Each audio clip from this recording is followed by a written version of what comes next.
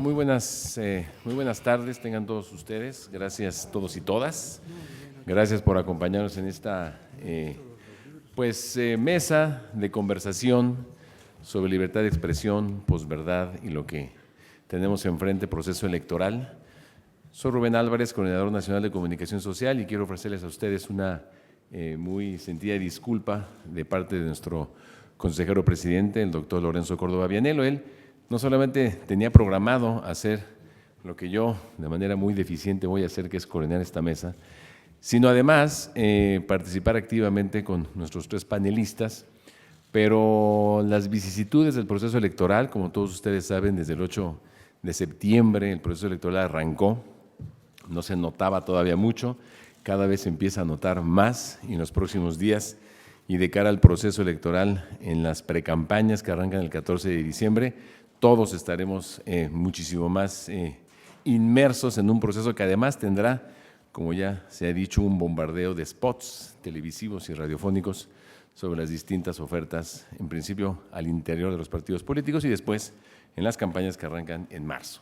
Tenemos entonces un proceso electoral que ha sido calificado como el más complejo de la historia contemporánea mexicana, y en medio de esta vorágine que veremos en los próximos meses, pues uno de los centros en torno al cual orbitará una parte importante de la campaña, pues tiene que ver justamente con los medios de comunicación, la libertad de expresión, las noticias falsas o fake news, como se les conoce más en los medios digitales, en las redes sociales, y todo lo que ello tiene que ver de cara a un proceso electoral que tiene que ser, desde luego, muy participado y muy participativo por parte de la ciudadanía, por un lado, un proceso electoral apropiado por la ciudadanía, y por otro lado, y de manera fundamental, confiable y que dé certeza para que el 1 de julio del 2018, alrededor de las 11 de la noche, todos sepamos con un grado mayor de certeza quién es o quién será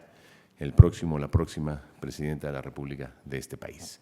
Y bueno, senadores y diputados y gobernadores y todo lo que va a ocurrir el 1 de julio, que como ustedes saben habrá una elección federal y 30 elecciones concurrentes. Bueno, de nuevo muchísimas gracias por estar aquí con nosotros.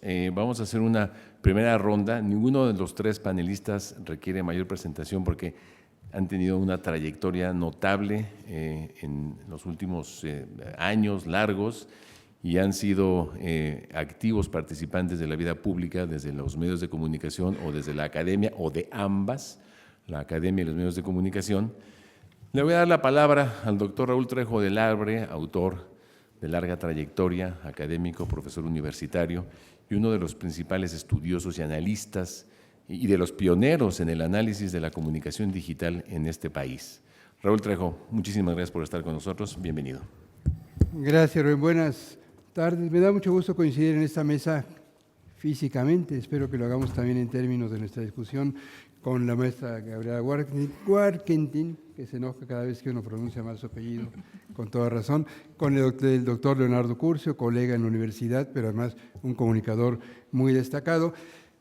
La verdad es que el tema que nos convoca es realmente desbordante. La libertad de expresión está en todo, se refiere a todo. Voy a tratar de acotar un poco este concepto y sobre todo sus significados. Hoy en día en México tenemos una libertad de expresión amplísima, como nunca ha existido, con opciones para que la gente diga lo que quiera, para que se entere de lo que quiera. Nunca habíamos asistido a una celebración, en todos los sentidos del término, tan intensa, tan cotidiana, tan constatable del ejercicio para expresarse. Pero a la vez, nunca el ejercicio de la expresión en México había estado tan sometido a tantas amenazas, a tantas represalias, a tantas distorsiones y confusiones como está ocurriendo en nuestros días. Ambos fenómenos tan contradictorios y complementarios tienen mucho que ver con el entorno digital que tenemos ahora. Estamos conectados a redes sustentadas, apuntaladas en Internet, que tiene esta red de redes una organización, insisto en el término reticular, que es casi por definición refractaria a la censura. No hay un centro organizador de Internet y los mensajes pueden circular de manera muy flexible, de manera muy creativa, de acuerdo con la forma como cada quien decida ejercer su libertad. Esto sirve mucho para la creación de identidades de las personas, para la expresión de movimientos sociales, para que la política se apoye mucho más allá de los medios convencionales en estos espacios digitales, y también sirve para promover la confusión. Como decía Rubén Álvarez hace un momento, estamos en una época en la que la circulación de versiones falsas, intencionalmente falsas, está contribuyendo a propiciar, insisto en decirlo con todo cuidado, está contribuyendo a propiciar decisiones diferentes de lo que se esperaba y para muchos equivocadas por parte de las sociedades que toman resoluciones en todo el mundo acerca de asuntos como estos. El Brexit que sacó al Reino Unido de la Unión Europea, la negativa a los acuerdos de paz en Colombia el año pasado también, la victoria electoral del señor Donald Trump, algo tuvieron que ver con la propagación intencionada por parte de grupos que quisieron confundir de noticias falsas que eran legitimadas porque se difundían a través de Facebook y otras redes sociodigitales y porque eran reenviadas por gente a la cual le tienen confianza a los ciudadanos que creyeron en esta información. Mucho ojo, no estoy diciendo que estas noticias falsas modificaron el resultado electoral, yo no lo sé y a ciencia cierta nadie puede saberlo. Igual que con los medios de comunicación convencionales, con las redes digitales nos ocurre que son consumidas, son utilizadas, son presenciadas en estos casos por individuos, cada uno de los cuales tiene un entorno complejo a partir del cual toman decisiones políticas. Una persona puede ser muy influenciable por las noticias falsas y otra persona, su vecina, su pariente, la gente de junto, puede resultar que no. Cada quien decide, sobre todo si se trata de procesos como los que he mencionado, Brexit británico, referéndum colombiano, elecciones estadounidenses, son procesos democráticos en donde cada voto vale y cada ciudadano resuelve. Podemos suponer que estas noticias falsas influyeron para distorsionar el ánimo, sobre todo de los indecisos, contribuyeron a confundir. Está demostrado que fueron intencionalmente difundidas para eso, pero no les podemos echar la culpa de estos resultados, la culpa es de los ciudadanos que ejercieron su voto de una u otra manera. La libertad de expresión es parte del derecho de la información. Este es un derecho que no se cumple a cabalidad si los ciudadanos no disponen de información razonablemente completa o cierta. Muchos datos, muchas notas en la prensa o muchos tweets no significan necesariamente mejor información. Con la información en línea, que además de llegar directamente a las personas, influye cada vez más en la agenda de los medios convencionales, tenemos una abrumadora abundancia de hechos y de dichos ante los cuales, pues muchas de las ocasiones y todo el día y todos los días nos encontramos perplejos. ¿A quién le creemos y a quién no? ¿A qué versión le damos nuestra confianza y a cuál no? El entorno digital tiene una inusitada apertura, nos ofrece torrentes de información que algunos ni siquiera soñamos en llegar a tener acceso a ella, pero nos sigue haciendo falta puntos de referencia en los cuales podamos confiar y aquí entra otra vez la importancia de los medios convencionales. Ante tantas versiones de los acontecimientos, en el caso de Estados Unidos, por ejemplo, se decía, el Papa va a apoyar a Donald Trump. Claro que no era cierto. En una pizzería en Chicago o Virginia, no sé, la señora Hillary Clinton tiene escondidos a unos niños de los cuales abusa. Pues claro que es absurdo. Bueno, esto lo llegó a creer con tanta vehemencia un ciudadano iracundo que agarró una escopeta y viajó varios centenares de kilómetros y llegó disparando para salvar a estos niños supuestamente plagiados. ¿A quién le creemos? Pues yo creo que hay que creerle a fuentes confiables y por eso es muy importante que los medios convencionales sean verosímiles y se ganen el respeto y la confianza de la sociedad, que es algo que están tratando de hacer en todo el mundo, pero que en México, en donde tenemos una historia difícil con los medios tradicionales, se vuelve mucho más complicado. Esta es la paradoja principal a mi juicio. Estamos viviendo en un entorno como nunca, repleto de información, abundante de datos. Bueno, aquí no todos son jóvenes, yo creo que eso es una ventaja a veces, porque cuando estoy en un auditorio de jóvenes me cuesta mucho trabajo explicarles cómo era la vida antes. Yo escribía mis colaboraciones en el periódico en una máquina mecánica, sacaba una copia en carbón para mí, salía de mi casa, tomaba el metro, iba al centro de la ciudad donde estaba el periódico y entregaba mis cuartillas mecanografiadas en la redacción. Luego empecé a utilizar fax, un fax muy antediluviano que usaba papel térmico, y dejé de hacer el viaje hasta la redacción del periódico. Desde hace muchos años envío mis archivos digitalizados y ya no veo ni conozco a la gente del periódico en el que colaboro, porque además me pagan por una transferencia bancaria, más o menos puntualmente, y así trabajo. Pero antes, para documentar mis textos, a veces escribo de asuntos que ocurren en Jalisco, en Coahuila, en Yucatán, donde sea. Tenía yo necesidad de consultar los periódicos de los estados. No había internet.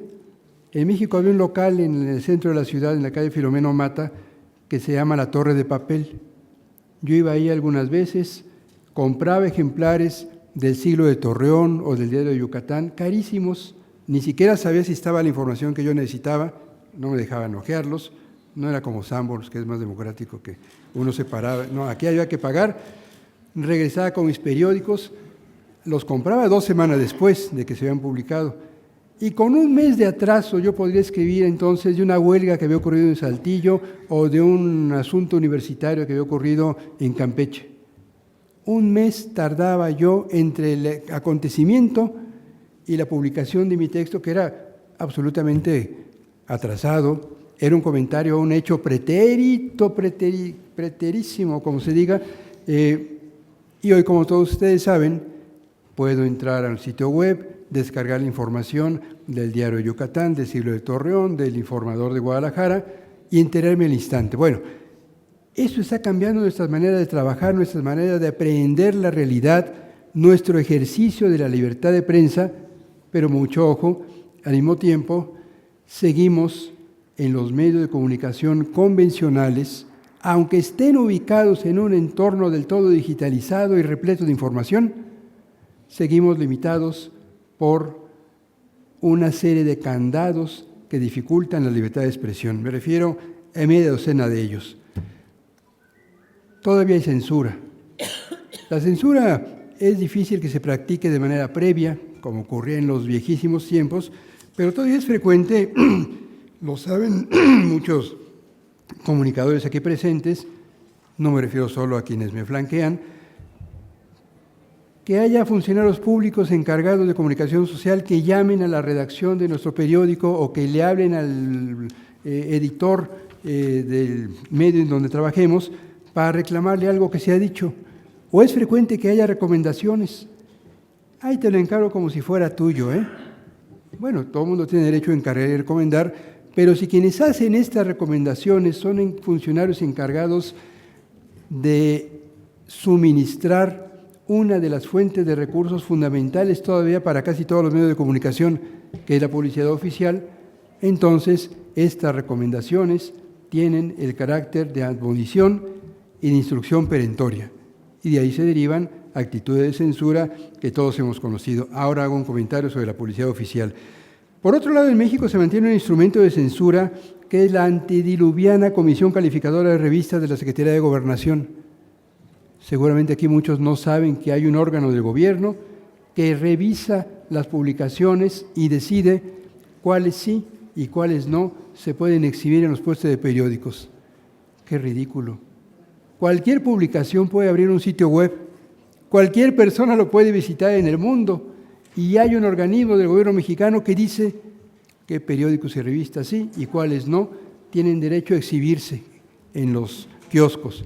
Hace poco censuraron, ya lo habían hecho antes, a una revista dedicada a la marihuana que se llama Cáñamo, que sería una revista poco conocida, de no ser porque ha sido objeto de censura por parte de la Secretaría de Gobernación. Una segunda fuente de censura, la más grave yo diría, es la persecución a periodistas. Hay periodistas asesinados, hostigados, amedrentados. Hay centenares de periodistas que han tenido que mudarse de lugar de residencia para no ser víctimas de la consecución de amenazas del crimen organizado. La mayor parte de las amenazas de los periodistas en México provienen de funcionarios públicos. Otras, quizá las más graves, pero esto no le quita importancia a las primeras, del crimen organizado. En lo que va del gobierno del presidente Peña Nieto, han sido asesinados 38 periodistas, 11 de ellos en lo que va de 2017. A estas cifras hay que añadir persecuciones, intimidaciones y la necesidad de cambiar de domicilio de muchos reporteros, sobre todo. Hay organismos del Estado que están atendiendo estos problemas, hay un mecanismo de protección a periodistas y defensores de derechos humanos, que está bien que exista, pero está integrado por personal que no tiene experiencia, no tiene recursos, no tienen con qué trabajar, y quienes mejor han señalado las insuficiencias de este mecanismo y de la Fiscalía Especial para proteger a periodistas de la PGR son los informadores que suelen padecer de estas limitaciones. Hay leyes persecutorias. A estas alturas del siglo XXI tenemos una ley de imprenta que fue aprobada hace casi 101 años, en abril de 1917, y que mucha gente cree que no funciona.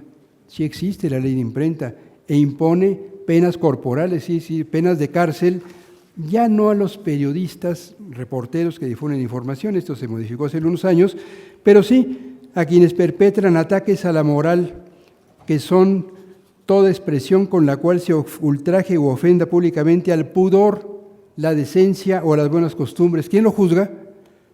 El juez, al quien se le traslade una demanda de este tipo, o ataques a la paz pública, que se trata de toda injuria a las autoridades del país con objeto de atraer sobre ellas el odio. Cualquier caricaturista que dibuje el presidente de la República o cualquier candidato presidencial sería víctima de la aplicación de esta ley si se pusiera en práctica. Eso existe en México. Tenemos medios muy concentrados. Este ha sido uno de los problemas principales en el ejercicio de la libertad de expresión en México. Hemos tenido, sobre todo en el caso de la televisión, muchos medios en pocas manos. 2 empresas, Televisa y Azteca, acapararon muchísimos años el 94% casi de todas las concesiones para transmitir por televisión comercial, de la publicidad y de la audiencia. Esto está comenzando a cambiar. Hasta hace un año, Televisa tenía el 54% de las frecuencias de televisión, hoy tiene el 43%. Televisión Azteca tenía el 39%, hoy tiene el 31%, y esto va a seguir modificándose conforme se abran nuevas cadenas de televisión. Hay intereses empresariales que no son de extrañar en los medios de comunicación. Los empresarios que tienen medios buscan hacer negocio con ellos y es de lo más natural que así sea.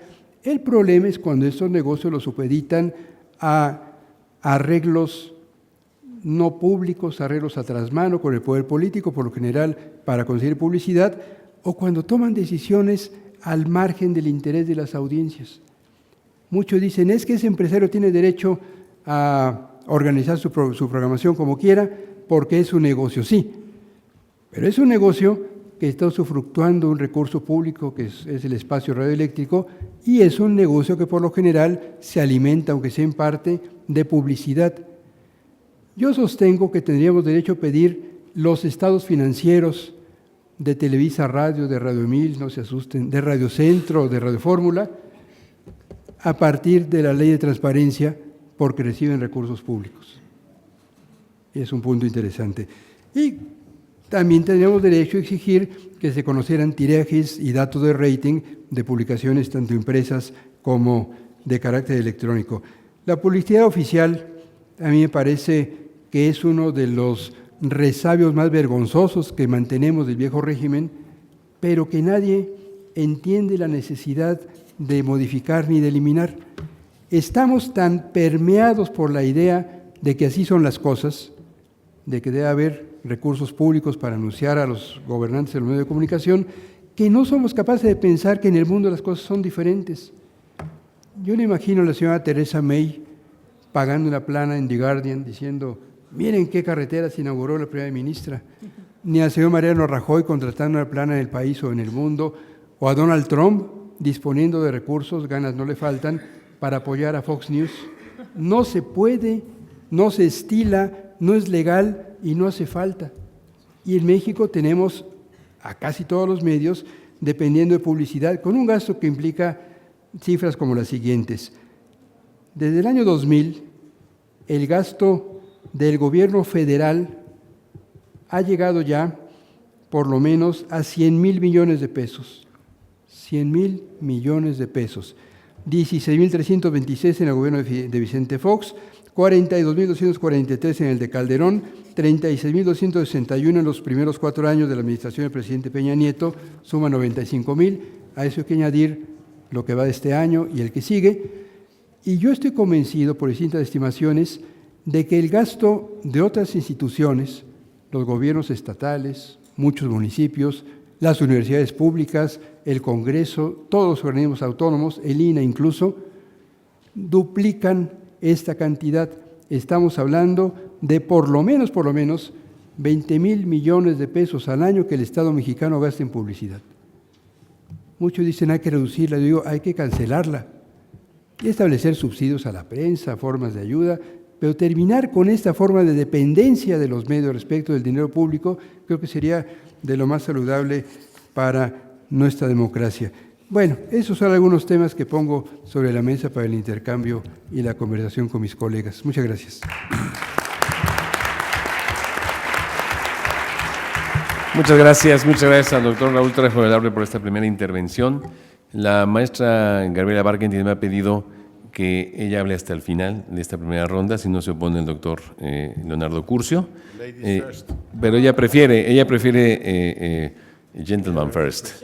Entonces, el doctor Leonardo Curcio, a quien todos conocemos, hasta hace unas pocas semanas conducía el principal noticiero de enfoque en el núcleo Radio 1000, ahora lo tenemos venturosamente en el canal ADN 40, antes Canal 40, y ahora está de las 6 de la mañana, para el que quiera desmayanarse, a las 8 de la mañana, en la televisión abierta, en el canal... No, espléndida, ¿verdad, Gaby? Es a las 6 de la mañana. A las 6 de la mañana.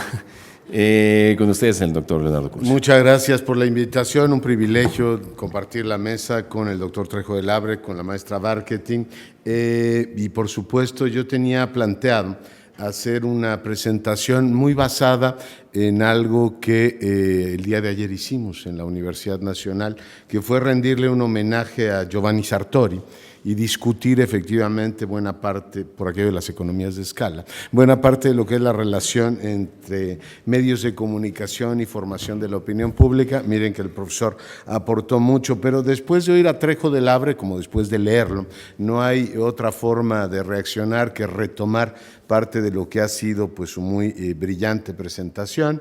Yo quisiera retomar algunos puntos para hilarlo efectivamente como conversación. A ver, que en este país siga habiendo censura, yo creo que sí es algo reconocido.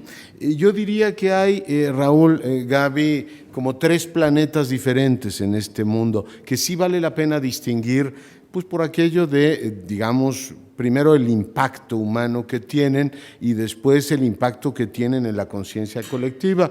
Uno es la violencia sobre los comunicadores, que sigue siendo un tema importantísimo. Ya Trejo recordaba la cantidad de colegas que han muerto y yo sigo, ahora que vamos a cumplir 40 o 50 años, no me acuerdo, que se elevó a categoría constitucional el derecho a la información en nuestro país, creo que son 40 años, ¿verdad? 5, bueno, no me acuerdo, en todo caso, 77. Bueno, en todo caso, lo que tenemos es que en muchos ámbitos hay una información a la que los ciudadanos no tenemos derecho, y es que aquellos colegas que acreditan, investigan y ponen de relieve el vínculo político-criminal en buena parte de la estructura territorial de este país, se juegan la vida. Yo digo, y lo comparto con ustedes, con el gran placer de estar aquí en Guadalajara, que uno puede meterse con el presidente, por supuesto decir un montón de cosas y puedes perder tu trabajo. Pero si tú vas a acreditar el vínculo político criminal en el plano local y dices el responsable de controlar la venta de productos robados en tal lugar es fulano de tal y esto opera así, tu vida corre peligro. Ciertamente tienes ahí un universo que cada vez se extiende más en nuestro país, en donde muchos colegas lo que hacen y muchos medios lo que hacen es no te metas en camisa de 11 varas. O sea, ese universo no lo tratas, mejor hablamos del futuro del Frente aquí en Jalisco, de por qué Alfaro decidió no ir con el PAN, que si te quita votos o no, y ahí puedes jugar en un universo mucho más tranquilo que este de ir acreditando por qué demonios un grupo criminal se ha venido apoderando de tal o cual municipio y cómo opera todo eso. Hay ahí pues no solamente un riesgo para los comunicadores, sino una sociedad que cada vez está menos informada. O sea, en la Ciudad de México no hay quien te diga por qué tenemos esta epidemia de robo de celulares o quién controla efectivamente el mercado secundario de celulares o qué protección tienen. Yo no sé si algún valiente lo quiera acreditar, pero créanme que su vida se la juega. El segundo, digamos, planeta que distinguiría claramente, digamos, con una gran presión a la actividad de los medios, y subrayo, el derecho a la sociedad de estar informada. Tenemos una epidemia de impunidad y en gran medida se debe a que este vínculo entre políticos y criminales, por supuesto en el ámbito local esto es mucho más riesgoso. Supongo que en el ámbito federal hay otras cuestiones que habría que ponderar. El segundo planeta es la presión gubernamental sobre medios de comunicación para informar a la sociedad de ciertas cuestiones que son fundamentales. Por ejemplo, no deja de ser profundamente patológico, queridas y queridos amigos, que en este país de pronto nos enteremos que un gobernador que ocupaba todas las primeras planas de los periódicos y era punto menos que el más popular, de pronto te enteres que endeudó a su estado, que desfalcó no sé cuántas cosas, que bursatilizó lo que no debía, y tú dices, oiga, solo por curiosidad, el Congreso local y los medios locales se tomaron un sabático durante todo ese periodo. O sea, a nadie se le ocurrió que era un tema importante. Y la verdad es que no lo sé, yo tengo dos reacciones a eso. Una que me genera mucha incomodidad y es que ciertamente muchos de mis colegas consideran que la parte local sigue siendo como una especie de política menos noble que la nacional, empezando por la capitalina. En la capital, por ejemplo, tenemos el Congreso más caro de todo el país, cuesta 2,000 millones de pesos. Y yo veo en los periódicos de la Ciudad de México y buena parte de los que investigan sobre excesos del poder legislativo, una enorme preocupación por lo que ocurre en San Lázaro y lo que ocurre en el Senado. Y es correcto, hay que preocuparse por el ámbito federal, pero el Congreso local es una fuente efectivamente de clientelismos, corrupciones y todo lo demás, que no vigila ni controla los gobiernos locales. El Universal ha estado publicando, por ejemplo, una serie de encuestas sobre la evaluación de los delegados, que son como nuestros alcaldes, y están todos reprobados. Y tú dices, bueno, ¿y dónde está la función de control del Congreso y dónde están los medios informando sobre efectivamente esa cantidad de dinero? La Ciudad de México es una ciudad que no es pobre, tiene un presupuesto de 200,000 millones de pesos y ese tema pasa como si no fuera relevante en realidad. Pero lo decía por la Ciudad de México, que es la más abierta y se supone que tiene más escrutinio. Va uno a un montón de entidades federativas y tú dices, oiga, y la Coahuila de Moreira, entonces nadie se dio cuenta o pasó de noche o el tema te lo comentaban por aquí por allá, como aquí te comentan este tema de los desaparecidos y todo lo demás. Obviamente Guadalajara es mucho más abierta, pero sí siento que esta presión gubernamental en el ámbito local para no discutir eso, es decir, usted hable de política nacional, que si destaparon a Mid o si López Obrador va arriba y no se meta demasiado en investigaciones en el ámbito local que a mi juicio generan contextos de exigibilidad ciudadana diferentes, ¿no? Es decir, yo no espero que el mundo se arregle desde arriba, si no lo arreglamos desde nuestras ciudades o nuestras entidades. Veo pues esta presión gubernamental que es hija en gran medida de la vinculación económica de los gobiernos locales con los medios de comunicación. Un día me dijo Arturo Núñez que la nómina más gorda que tenía era todos los panfletos y pasquines que circulaban en Tabasco, que fue pues una entidad que, como saben, con la renta petrolera tuvo muchísimo dinero, entonces afloraban periódicos casi como por arte de magia, y el tema era vivir del dinero público, y le decían, a ver, la primera plana es suya, ¿la quiere hostil o la quiere amable? Entonces, si la quiere usted amable, cómprela, y si no, voy a dedicarme a hacer la prensa más canalla.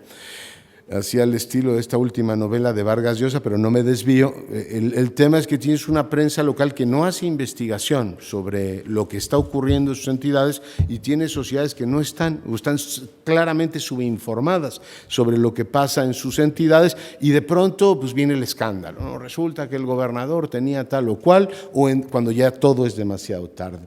Y el tercer, ese es un planeta diferente que sigue perviviendo en nuestro país y lamentablemente bueno, uno suponía que esto era producto del partido hegemónico, pero este condominio de 3 partidos que hoy tenemos en el país no ha hecho nada por cambiar esto, ¿no? Esta relación que es mucho más cómodo tener periodistas con los cuales puedes tener una relación crematística que tener que explicarles, como en una sociedad democrática donde hace rendición de cuentas, por qué hace ciertas cosas o tener que explicar, digamos, frente a un reportaje de investigación claramente sustentado por qué se está usando el dinero en tal o cual contexto. Ese es el segundo planeta. El tercero tiene que ver con un gobierno federal que ciertamente en los últimos años ha pues tenido partidas presupuestales enormes para relacionarse con los medios de comunicación y por supuesto, hemos dependido de la virtud de los funcionarios en turno y de la convicción del presidente en turno de usar elementos de presión más subidos de tono o menos subidos de tono. Yo empecé en este negocio en la época de Ernesto Zedillo y puedo dar fe que era por lo menos en los niveles altos un gobierno que tenía intenciones de no apretar demasiado, incluso abrir una deliberación más amplia. Me tocó un gobierno de Fox, no entro en detalles que por supuesto no vienen a cuento, pero la relación, primero Marta Sagún y después Rubén Aguilar es un ilustrado, yo le decía, corten ese cordón umbilical de una vez por todas, nosotros no los presionamos, ¿no? Pero el día de mañana vendrá alguien que sí lo haga. Por tanto, yo sostengo que estos elementos de los que disponen los gobiernos, empiezo por los servicios de inteligencia, paso por el dinero a los medios de comunicación y lo dejo ahí porque es el tema de esta mesa. Si no se reglamentan severamente, son lo más goloso que hay. O sea, es mucho mejor gobernar teniendo posibilidad de escuchar telefónicamente qué dice Rubén de mí. Entonces yo llego a la mesa y te digo, a ver, tú dices esto, o le dijiste esto a Lorenzo Córdoba. O decir, tú dependes económicamente de mí. Y tú puedes decir, yo soy un demócrata convencido y no te exijo más que aquello que la decencia permite. Te presiono, te sugiero y te invito. Pero, ¿qué ocurre ahora con esta cantidad de dinero que el propio gobierno tiene? Yo les digo que piensen con el velo de la ignorancia y que digan, si llega otro gobernante, que en este caso los odia a ustedes, y utiliza los medios como una jauría en su contra, entonces van a decir, debimos haberle hecho caso al Peña Nieto del es que vino aquí a la FIL en su momento, de la primera etapa que sugirió algo tan profundamente sensato y atrozmente olvidado como crear un órgano técnico, ciudadano, que vigile efectivamente, ¿en qué demonios gastamos el dinero público? Es decir, ¿cuánto dinero y por qué se les da a los medios de comunicación? Y ahí, como decía Raúl Trejo del Abre, es una cuestión extraña, es paradójica y es hasta patológica, porque los medios de comunicación en este país, por ejemplo, militan fuertemente contra el financiamiento público de los partidos. Dicen, qué barbaridad, qué cantidad de dinero se gasta en él. Y yo digo, pues sí, es verdad, son 6,000 y pico de millones, pero ¿ya se fijaron cuánto gastan en nosotros? No, pero es que eso es otra cosa. No, es que es dinero público. O sea, a usted le irrita que una entidad que está definida en la Constitución como de interés público reciba dinero y en cambio dice que es muy normal que ese dinero llegue a sus arcas. Eso hay que, digamos, exteriorizarlo y discutirlo más. Aquí el problema tiene, a mi juicio, 2 avenidas. La primera es, ¿quién está peleado con su dinero? O sea, si te llega una cantidad de dinero enorme, pues te parece todo maravilloso hasta que un día te lo quitan. Y tenemos una prueba de laboratorio ahí. Los medios de comunicación fueron felices con el espotismo, no iba a decir despotismo, espotismo, la espotización, mientras se las pagaban. O sea, ahí no había problema, ni sentían que la comunicación política era punto menos que aberrante, ni les bajaban sus audiencias, aquello sonaba música celestial, como siempre suena el dinero. O sea, entraba a las cajas y no les parecía mal. En el momento que les dijeron, ese dinero ya no va efectivamente entrar a tus cajas, porque va a entrar por la vía del dinero público, entonces pues te derrumban el rating, te hacen cosas terribles, te idiotizan a los ciudadanos, son punto menos que intolerables. Y tú dices, ¿la diferencia es porque los pagaban o no los pagaban? O sea, ¿cuál es el tema? Lo segundo, la siguiente avenida, es tiempo del Estado. Y yo pregunto, ¿por qué les irrita tanto los spots en tiempos electorales y no les preocupa tanto los spots del Estado todo el tiempo que no es electoral? Entonces tú tienes el desde ya chole con tus críticas hasta todo lo que puedan imaginar. Entonces, oiga, ¿y esos no aborregan, no irritan, no molestan, no te generan un hartazgo en el soberano? La respuesta debería ser, oiga, igual que me molestan los del tiempo electoral, porque digo, tuvieron en un momento de pesos y centavos y ahora no los tienen, en este caso tú dices, me molestan menos por el vínculo ese de 42,000 millones en esta administración, de decir, bueno, pero estos son de un sector que me da dinero por otra vía. Termino con este punto. A mi juicio urge reglamentar eso. O sea, el próximo inquilino de Los Pinos no debe disponer de eso. Puede ser más o menos virtuoso y decir el dinero público no se tiene por qué usar así, pero yo digo que la confianza está bien, pero el control es mucho mejor. Y debe, por supuesto, pedirse una utilidad pública. Y los propios gobiernos se deberían preguntar, o sea, yo creo que esta administración que sale podría preguntarse, oiga, me gasté 42,000 millones con usted y estoy llegando a niveles de reprobación nunca vistos en la historia. Mis tesis fundamentales no calan en la opinión pública y se van, ojalá en la segunda réplica pueda entrar más a este asunto de las redes sociales que ya planteaba Raúl Trejo, a espacios donde la gente te dice, pues, como los medios siguen repitiendo el discurso gubernamental, échenle un vistazo a los niveles de confianza que tienen los medios de comunicación. Vamos casi de la mano con las instituciones del Estado. Dicen, ¡qué barbaridad! La gente no confía en el INE. No, ni en el INE, ni en el Congreso, ni en los partidos, ni en nosotros. Por eso en el espacio mediático digital la gente dice, bueno, aquí por lo menos dicen la verdad. Lo que pasa es que no nos hemos percatado, aunque Trump nos dio la primera campanada, que cuando la gente piensa en el establishment, piensa, pues por supuesto, en los partidos políticos, los políticos de toda la vida, y los barrió, ¿no? A los Clinton, a los Bushes, a todo el mundo le dijo adiós, muy buenas, pero también a los medios tradicionales, que por eso, bueno, ahora resurgen. Yo creo que tenemos que hacer una enorme autocrítica y decir, también lo dijo Trejo de una manera muy clara, ¿hemos estado más atentos de nuestro financiador que de nuestras audiencias? ¿Por qué la gente no compra o no está dispuesta a pagar por un periódico ahora, lo que en otra época hacía? Porque claramente el vínculo que ha habido a través del dinero ha generado esto que yo he llamado una especie de diabetes. O sea, los medios ya viven diabéticos y es tal, digamos, la dependencia de la insulina gubernamental que ya les parece que es la vida normal. Por tanto, pues consideran que recibir ese dinero no implica ninguna contraprestación efectiva o ser, digamos, auditados como cualquiera. Yo me imagino que Liverpool, Fábricas de Francia, el Palacio de Hierro, dice, si gasto 42,000 millones y resulta que mi producto es el peor, pues por lo menos llamo al de Mercadotecnia y digo, a ver, Rubén, ¿en qué demonios te has gastado el dinero? O sea, resulta que ahora me odian, cuando se supone que debería estar efectivamente pues mucho más valorado. Y esto, aquí termino, se ha debido a que el modelo por el que ha optado este gobierno es una relación directa con los dueños de los medios. Y los medios son mucho más que el dueño.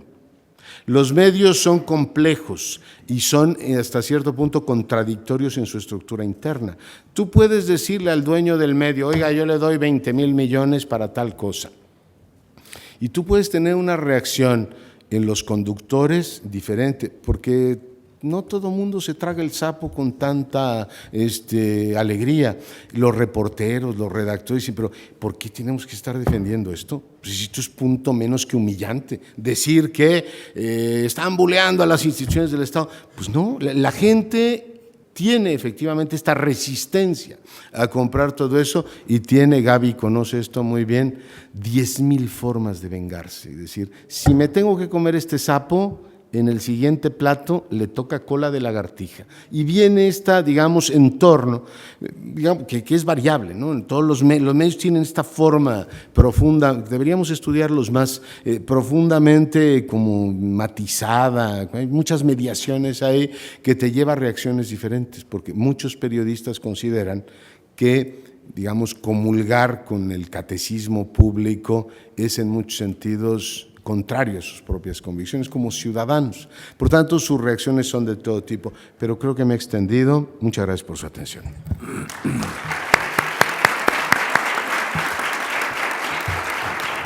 Muchas gracias al doctor Leonardo Curcio, muy estimulante su intervención como la del doctor Trejo del Arbre. Me gustaría hacer un par de comentarios, pero voy a presentar muy rápidamente a la maestra Gabriela Barquetín, que tiene un compromiso radiofónico muy pronto, entonces le voy a dar la palabra a ella. Ustedes la conocen, es la directora de W Radio y conductora desde hace algunas semanas largas del noticiero Así las Cosas, el matutino de W Radio de 6 a 10 de la mañana. Sí, sobre todo eso es lo último que hago del noticiario, así las cosas cambian también un poquito. Bueno, gracias, y la verdad es que gracias también por esta mesa, porque además hay que decir que los cuatro que estamos aquí nos conocemos de hace mucho tiempo. Con Rubén he trabajado y somos muy buenos amigos y hemos pensado muchas cosas. Cuando Rubén se le ocurrió que era buena idea meterse a los primeros portales de internet hace 1.000.000 de años, y que todo el mundo todavía pensaba, bueno, ¿y esto de qué va? A Raúl Trejo lo conocí ya en persona cuando publicó un libro. Yo escribía sobre internet por ahí de los años 90 y pico, y 96, y Raúl escribió un libro que se llama La Nueva Alfombra Mágica, hablando precisamente de internet. Y yo tenía una columna en un diario que apenas despuntaba en ese momento, que se llamaba La Crónica, y era de las primeras columnas que se escribían sobre internet, y entonces ahí fue cuando nos conocimos Raúl y yo debatiendo sobre estos temas digitales, y a partir de entonces pues una larga amistad. Y con Leonardo pues hemos coincidido tanto desde el entorno universitario, desde la Universidad Iberoamericana, como en muchos otros espacios de reflexión, incluso también a veces desde el ámbito internacional sobre la comunicación. Entonces creo que estamos aquí 4 personas que no somos ajenos a este debate y que lo hemos venido pensando desde hace mucho tiempo. Yo, de lo que han dicho tanto Raúl como Leonardo, yo digamos, haría como 2 caminos en esta reflexión. Al final estamos hablando de política, de libertad de expresión y democracia, y no hay que olvidar que quien nos convoca o nos invita a esta mesa es el Instituto Nacional Electoral. Por lo tanto, pues estamos frente a un escenario que ya arrancó, sin duda, pero que el próximo año estará mucho más vivo y mucho más activo, pues que tiene que ver precisamente con lo que sea que suceda en el ámbito electoral. Entonces, no quiero quitar eso de enfrente, ¿no? Porque si no, este es un tema tan amplio que nos podemos quedar meses discutiendo sobre política, libertad de expresión y democracia, pero veámoslo también en ese sentido, ¿no? Es decir, ¿qué puede pasar de cara a lo que tenemos enfrente? Y veo dos ámbitos amplios que se tocan y que para mí al final es lo que articulamos como un ecosistema de la información en donde nos encontramos. Entonces, Raúl menciona por ahí también la parte digital, pero creo que tanto Raúl como Leonardo refieren de manera muy, muy puntual y muy crítica el tema de qué pasa sobre todo con los llamados medios tradicionales, si pensamos en radio y televisión, prensa escrita, y el poder en México, ¿no? Y entonces aquí creo que se han platicado cosas que ahí están y que no las podemos negar. ¿Qué pasa con los recursos públicos? ¿Cómo se usan los recursos públicos como censura o no como censura? Y esta no es una discusión nueva, esta es una discusión la que traemos verdaderamente arrastrando. Yo me quedo con la ponencia del ministro Saldívar hace algunas semanas en la Suprema Corte de Justicia de la Nación, cuando pues le dicen al legislativo, oigan, ustedes tienen pendiente legislar esto que se está diciendo, este tema de pues qué va a pasar con los recursos públicos y los medios de comunicación. Y el ministro Saldívar, que al final resulta votada a favor esta ponencia, me parece que tiene 2 temas que son importantes. Uno, legislativo, cumple lo que tienes que cumplir, que esa me parece que es un juego de pesos contra pesos muy sano para el país que queremos construir. Entonces cumple, legislativo, lo que tienes que cumplir y que tienes pendiente, pero se mete de manera específica a hablar de recursos públicos en los medios de comunicación como un tema de libertad de expresión, y tal cual lo enuncian. Es decir, en el momento en el que, como no hay una transparencia en términos de cómo se distribuyen esos recursos públicos, porque además nosotros estamos en un sistema en donde el recurso público sí va a los medios, hay otros países en donde esto no funciona así, pero nosotros sí tenemos este asunto, hay recursos públicos que van a los medios de comunicación, pues aquí lo que se dice es que haya transparencia y que esa transparencia tenga además una serie de criterios. Eso que creo que muchos aplaudimos, por ahí leí algunos artículos de Raúl, Leonardo también se refirió a ello, nosotros en la radio lo comentamos también, entrevistamos al propio ministro Saldívar, que es un momento, digamos, de aplauso para la democracia que estamos construyendo, pues tiene frente un camino muy frágil, y es ¿qué es lo que se va a legislar al respecto? Porque lo que dice la Suprema Corte es legíslese. Bueno, ahora viene ese proceso de legíslese, y legíslese, porque no me acuerdo ahorita bien las fechas, pero es como para mediados del próximo año, que es la fecha para que tiene el legislativo para que eso suceda, pues vamos a estar en plena campaña electoral. Entonces, ¿vamos a prestar atención o no vamos a prestar atención? Y el legíslese nos puede llevar a un entorno que no queremos. Entonces, viene ahorita, me parece, una supervisión mucho más puntual, o tendría que venir una supervisión mucho más puntual. Hay una serie de organizaciones que lo están haciendo, pero nosotros no deberíamos de quitarlo, digamos, de nuestro radar, de en verdad si eso se va a legislar, cómo se va a legislar, porque una cosa es hágase y el otro es cómo se va a hacer. Y ahí, bueno, creo que tanto Leonardo como Raúl explicaron muy bien pues este juego perverso que puede haber en términos de los recursos públicos y los medios de comunicación. Pero en este ecosistema de información, pues nos vamos a topar con un escenario el próximo año, o ya desde ahora, aún más complejo. Hemos escuchado, me parece, que cosas a veces medio simplistas y un poco reduccionistas. Ahí vienen los rusos a intervenir la elección en México. Y esa frase que hace un bonito titular, no nos sirve de mucho para entender la complejidad de lo que está funcionando, porque no es que haya como un ejército ruso que se vaya a meter a las elecciones en México, sino es mucho más complejo que eso. No descarto, evidentemente, que desde servidores rusos puedan suceder una serie de cosas, pero lo único que hemos leído ahora en algunas columnas de opinión o en algunas personas que se han pronunciado al respecto es eso: ahí vienen los rusos. A mí, confieso, mi padre es alemán, del norte de Alemania, y me da un poco de risa porque, bueno, mi padre nació en plena Segunda Guerra Mundial, y en la casa de enfrente, de donde vivía mi padre, cuando era niño, pues la verdad sí, con traumas muy importantes, había un vecino que tenía mi papá, que de repente salía corriendo de la nada y gritaba, ahí vienen los rusos, ¿no? Y se subía al techo, y entonces, porque ahí vienen los rusos, y eran los rusos que en verdad venían, ¿no? En algún momento dado, que esos sí venían de veras y esos bombardeaban de veras. Entonces, a mí cuando oigo la frase, ahí vienen los rusos, me parece que tenemos que empezar como a aterrizarla, y aterrizarla de una manera mucho más compleja para este asunto, y creo que el reto para el Instituto Nacional Electoral va a ser fundamental, pero en general un poco para la democracia como nos entendemos.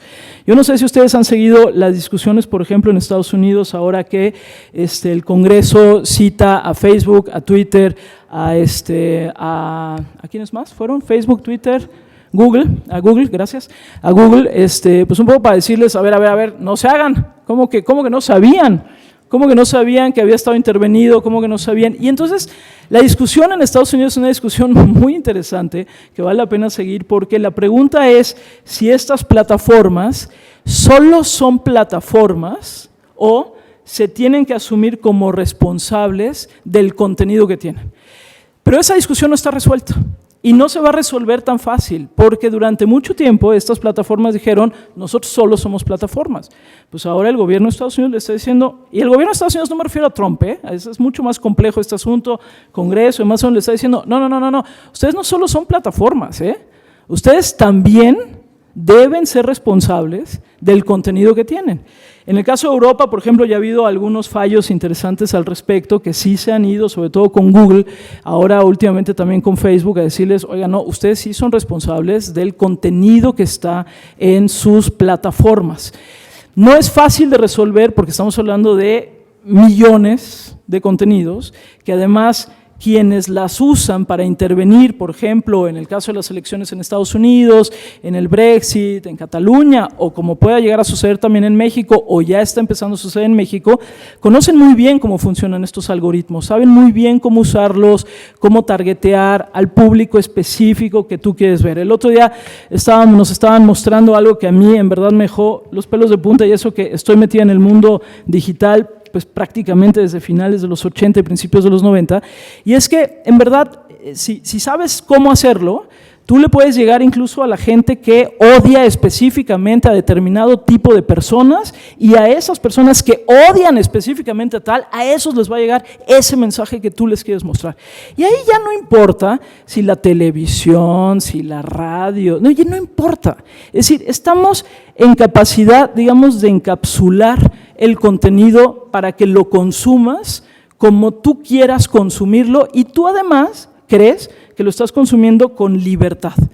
Eso me parece que merece una reflexión más compleja de la que hemos tenido hasta ahora desde las instituciones, porque se suma todo lo demás que hemos dicho ahora, se suma a qué está pasando en la tele, qué está pasando en la radio, qué está pasando en la prensa, qué pasa con las amenazas físicas, qué pasa con las amenazas que tienen que ver con presupuesto, etcétera, y ahora también este ecosistema de comunicación que es fundamental. La cantidad, no tengo ahorita el dato más reciente, pero la cantidad de usuarios que tiene México, por ejemplo, de Facebook, es impresionante, ¿no? O sea, no tengo ahorita el dato reciente, pero somos uno de los países que tiene un uso más intensivo de una plataforma como Facebook. Y ustedes de repente van a decir, ¿y eso qué importa? No, sí importa. Importa por la manera como se diseña el contenido que tú vas a consumir. Y vámonos además a las plataformas o a las redes sociales cerradas de consumo, digamos, como más privada, como puede ser WhatsApp. En el sismo pasado, en los sismos pasados, pero de manera muy específica ya en el segundo sismo, lo que importó, sobre todo para la organización, fue WhatsApp, no fue Twitter y no fue Facebook. Y tenemos ahí mapeado de una manera muy interesante de organismos o de colectivos como Verificado 19S y otros más que hicieron un trabajo en realidad muy de campo, que yo tuve la oportunidad de acompañarlos literal en calle, ver cómo lo estaban haciendo, y lo que ellos estaban usando eran estas redes de comunicación de confianza, que es muy diferente a yo me aviento un tweet, ¿no? Estas son redes de comunicación de confianza.